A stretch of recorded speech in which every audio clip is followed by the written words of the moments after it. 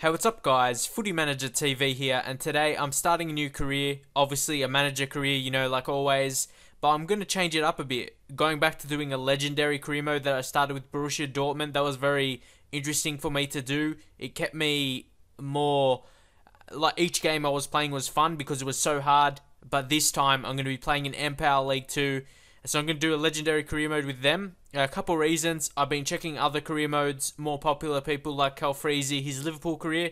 I was checking like yesterday comments on his like latest video, and a lot of people were saying it was getting boring. That was like the same situation as me, so it was definitely not just me. People are just generally getting bored with the general career modes of Premier League teams. So I'm gonna do this legendary career mode, but it's sort of a road to glory. I want to do that because I have road to glory for my ultimate team, and I think that's something I want to go with. Doing road to glories and legendary career mode. That's what I want my channel to be based around, at least for the career mode. That's what I want to be known for, because no one really does that, like legendary career mode. I know a lot of people just play on world class because legendary, it can be very hard at times, whether it be scripted or just the opposition is too good. So I'm going to keep doing that. Hopefully I can get a bit better at the game, but I think I've improved in the last couple months or so. As the game goes on, you get better just gradually. So hopefully I can do pretty good. And I also, like I've said in my latest Southampton one and in other videos, I'm going to incorporate training, which is like skill games and like the set piece creator and that kind of thing. And hopefully that can be a bit more interesting, because I know people said it's getting slightly boring and repetitive, and it really is with career mode. Unless you come up with something outside of the career, there isn't much you can do. Like, what else can you, like, leave suggestions, but they're really nothing. There's no like training aspect in career, which is really poor. Not even just practice training, so you have to do that outside of the career, and you can't even export your team as well, so it takes a bit of work, but it's fun for me to do, and hopefully be fun for people to watch as well, because I am going to spend heaps of time on it. Even today, I spent like a couple hours just for one episode, not this episode, obviously, another one. We're doing quite a few skill games and training and setting up set pieces, and I'm going to show those set pieces, and hopefully when I practice them, it will help me to use them in a match, because I've never really used custom set pieces, custom corners, free kicks, that kind of thing. I've never really used those, so hopefully I can incorporate that with practicing them and showing the footage of that, and then showing the matches. Who knows, it may prove dividends by doing that. And for me, starting this career right now, being in Empower League 2, I think it's like perfectly timed to make it into the Premier League by the end of FIFA 13 to the start of FIFA 14. And it is something I want to do in FIFA 14 as well. I'm going to have one career with a good team. I've said I'll do Manchester United, and then also Empower League 2 team, but actually there's going to be the conference, so I'm going to start with the team in there, and that's going to, imagine how low the overalls are going to be, like in the 30s, maybe even 20s. It's a challenge. Of course it's a challenge to make the Premier League. It will be a challenge in itself just to score a goal with those like, low rated players, so it'll be very interesting how they rate those players in FIFA 14, but I won't really worry about that until later in the career, for now, or later in the year I should say. And for now I'm just focusing on my team. Here we got Dave Winfield. I think this guy is a great defender, even though he's slow. It doesn't really matter having a slow defender in these low leagues, and especially playing against the AI as well, because they don't really pace abuse like people would do in Ultimate Team. But he's very strong, got the 90 strength, and he's got high defensive work rate. That's just perfect. He sits back all the time. Unfortunately, he's injury prone, but he's got power header and team player. I'm not sure what exactly team player does, but I'm sure in the match it will definitely be a good attribute or good trait for the team if you have a few of those. And obviously his speciality as strength, that is very important. We've got Courtney House as well. He's a young player, a young centre-back. I think he's like 18. He's got pretty good sprint speed, acceleration as well. Strength not too bad. He could develop into a really pacey centre-back, which is very good. And strength, like I said, is not too bad. His tackling attributes aren't great, but those can obviously improve throughout the year or throughout the seasons. Also, we've got a really young defenders, which I like to see. Charles Dunn as well. He's pacey, left back, strength not too bad for this league. Usually younger players in these low divisions, they don't have too good physical attributes. His shot power is 66 as well, can play centre back, so he can either play left back or centre back, and he's got good work rates as well, because sometimes you get fullbacks that can play centre back, have high attacking work rate. That's not good. And here or at least for now until we sign players. Joel Grant, he's our best player, at least in my opinion. He's very good physically with the pace, good agility, that kind of thing. Very good dribbler and ball control, which is hard to find in these lower leagues. You know, when you play the matches, and you'll see it's really hard. My players are really bad on the ball. They're really hard to control, and he can play on either flank, like right midfield or left midfield. Has flair as well, very important trait. You can really use that effectively when playing in these lower leagues. Stewart Lewis, again, he's got good stamina and good strength. Pretty good balance as well and agility in his physical attributes, but technically I don't find him to be too good, as you'll see that in a second. He's only 59 overall. As you can see, he's got some very low attributes here, apart from his short pass, and everything else is not too impressive. Can play defensive mid as well, but I will be going with his tactic or formation. I really like that formation, and in-game it's really fantastic. The wide players, they expose the space out wide, which is very good, and I really like how that formation plays mixed with the custom tactic that I use. Matthew Spring, he's got some good technical attributes, but then he's got some bad ones as well in his skill attributes, but there's some high ones in the yellow there, so that's very impressive. But unfortunately he's an older player, so he's only going to be on decline from now. So yeah, like I said, he's only going to decline from here, so I'm not really sure if I should play him so much. He's got 4-star weak foot. I think he'll be very good for the first season, and in this season we're predicted to come like mid-table. Obviously you can see there he's long pass and long shot taker. I think I'll have to play him. We don't have too many centre mids. I'm going to sell a couple, and then I'm going to buy some new players, some on a free transfer, and one player in particular, a superb signing we're going to bring to the club from the MLS. Leave some like guesses who you think it might be from the American League. But here, Sam Wood, he's a solid player. He can play left back or left mid, so that's two positions in our formation. You've got to be happy with having someone who can do that. And his jumping was like 90, and balance is very good. I'm going to do some tests, and also, like I said, with the training, I'm going to have some basically battles or tests for who can take the set piece duties, which should be pretty exciting. Bruno Andrade. At the start, I thought this guy might be a player on loan because he's 18 and 61 overall. We'll have to see. After this, I went to the next part and I found out that he wasn't on loan, which was a fantastic thing. Normally, when I get at a lower team like this, we would have some players on loan, but it's not to be the case. And he can play 3 positions in our formation. That's fantastic. Low defensive work rate will be fantastic for the centre forward position. Got flair as well, and he's only 18 years of age, so he could grow into a fantastic player for us. I see he could grow into the high 70s, hopefully. As you can see there, good pace, but that's about it. Dean Morgan as well. This guy actually has 5-star weak foot, which is very good for these lower league teams, because, you know, when you have a player that doesn't have very good finishing when they're in the bronze, like here, when they hit it on their opposite foot, it's very embarrassing to see. But he's got 5-star weak foot, as you'll see in a second, so like here, right there, centre forward or a striker, so he could also play 2 positions in our formation as well. He's got the flair trait, he's not slow, he's 76 sprint speed, and he's tall as well, being 6 foot, so he's got very good all-round attributes. Lee Harrison, this guy has no hope for my future. His reflexes is 41, and that's not the only thing in the 40s. He's 40 years of age as well, so I'm just going to leave him in the reserves. I think he's retiring this season, so I'm just going to leave him. Leon Johnson, I'm actually going to try and transfer list him because I try to make that bit of money, and you're going to see my technique that I use with this lower team, how I make some money. I sell some players, but I don't go for young players. It really depends to me, though. I evaluate all the best options, and I'll go, like I said, I'm going to sign a good player from the MLS, or at least a good player for this league, and sign like a middle-aged player, but they still have room to grow. Like, I like to sign 23-year-olds, 22, 24, 25 is probably the max, but I like to sign players that are ready-made so I can already make a push for promotion. I'm not going to go out and sign like an 18-year-old that has good potential, but he's not good enough yet. So that's kind of the way I go with this, to kind of, I focus more on getting promoted than building for the future. So that's kind of the way I go with being a lower team. I'm sure there's so much different methods. To me, there's no right or wrong way. I guess there could be a better way. It depends what your goal is. If you want to improve your finances, younger players may be the way to go. Free transfers as well. But my main focus is to especially playing on Legendary, I want to have the best squad as possible. As you can see there, Gareth Ainsworth, another 40-year-old in the team. As you can see, he's got some very low attributes, but some high ones as well.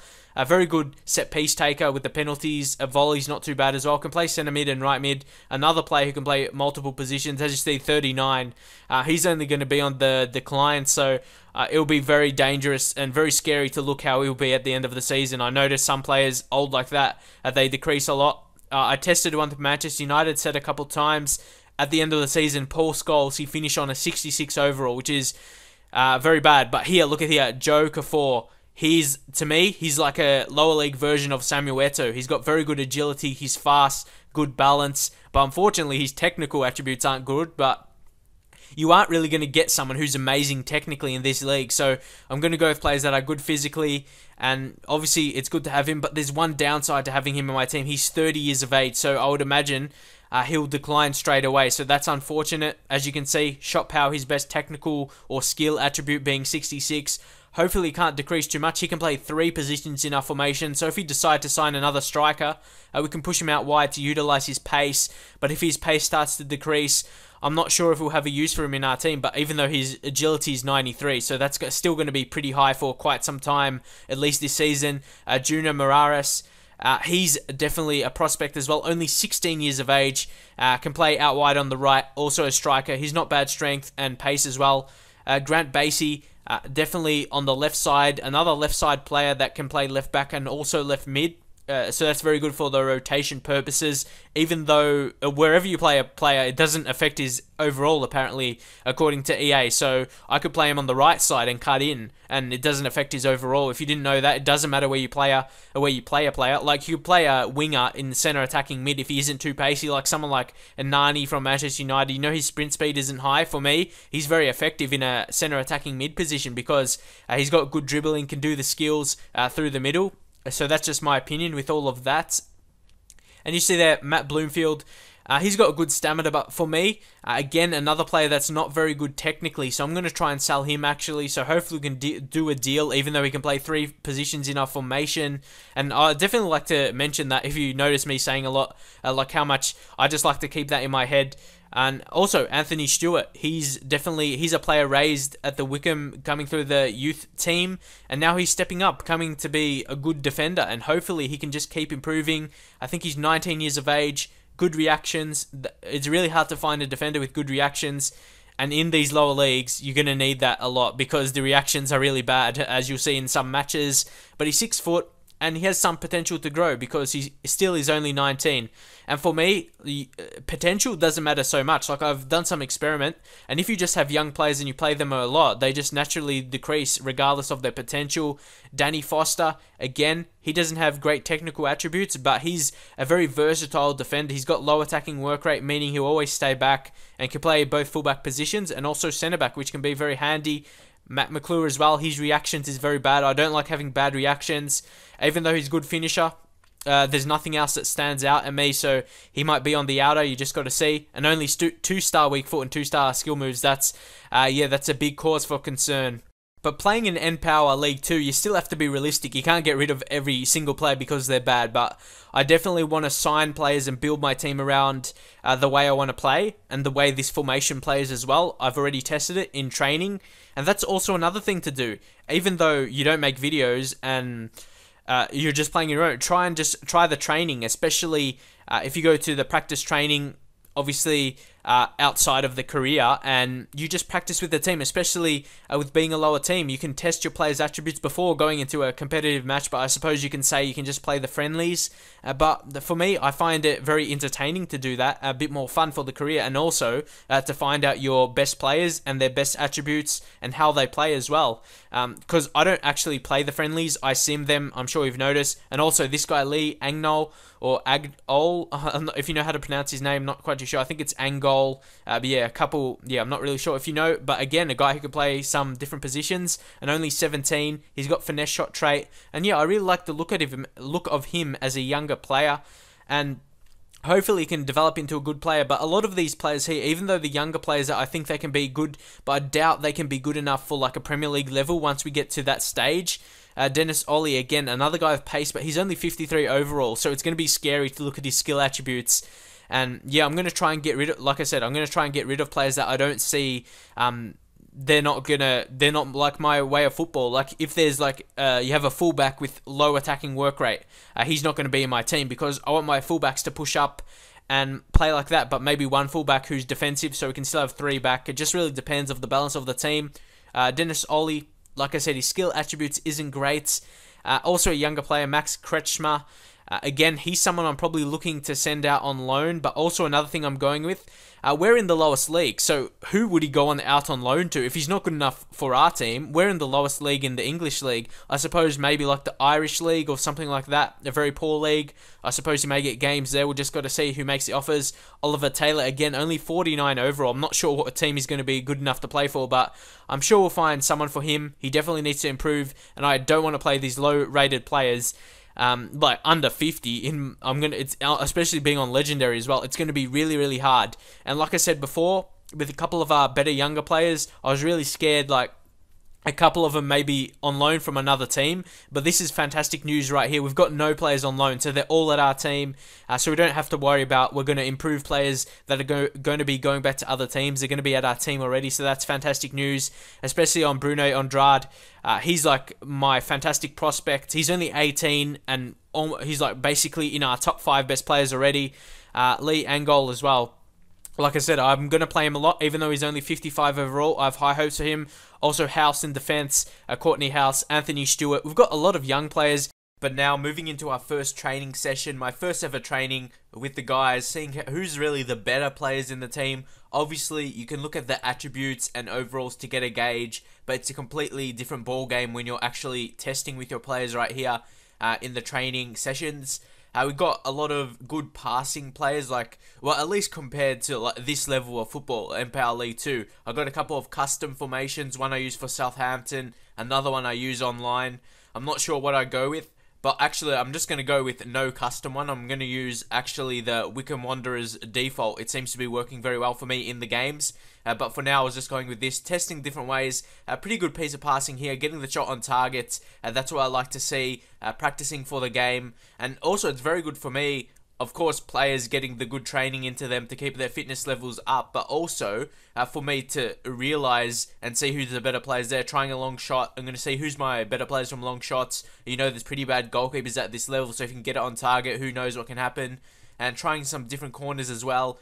Joker 4 on that time. It wasn't a bad effort. I thought being in this low level, volleys will be really bad, so you'll see what happens with that. Grant, like I said, one of our better players, tries a fake shot there, gets past pretty easily. They're going to put the cross in, finds K4, but he just skied it there a little bit. But it's a very good piece of play. It's very promising how we're playing in the early days in our first ever like 5 minutes of training. And again, not a bad volley from the set piece corner. And right now, I'm kind of like a block nose, so sorry if I sound slightly different or a bit weird. That's the reason behind that. But again, we're just moving on with these set pieces. I'm going to do a lot more. This is just basically a teaser to what I'm going to be showing. There's going to be a lot more of this off-field stuff, like out of the career mode and in training. There's going to be heaps of it, so hopefully you enjoy that. And when I get a new signing, it depends really what... If he's like a defender, I won't really worry about it, but if he's like attacking player, he's a key signing, like an attacking midfield or striker, I'll give him some chances in the training like this, or like one-on-one to see what he can do to show off his skills so I can learn how he plays, but also to give him that confidence. And yeah, so me as the manager to know his best abilities. So that amongst other things such as the set piece battles to become #1 in that role, you'll be seeing, and hopefully it'll be enjoyable. But for now, we're ending off with our last play of the day in training. Hopefully it can be a positive one. Grant on the ball. I like to get him on the ball. He's fantastic with the ball. He finds K4 in the box, but then Bruno Andrade, our fantastic prospect, he finishes, and not a bad way to finish training. So hopefully enjoy this episode, and I'll see you guys next time.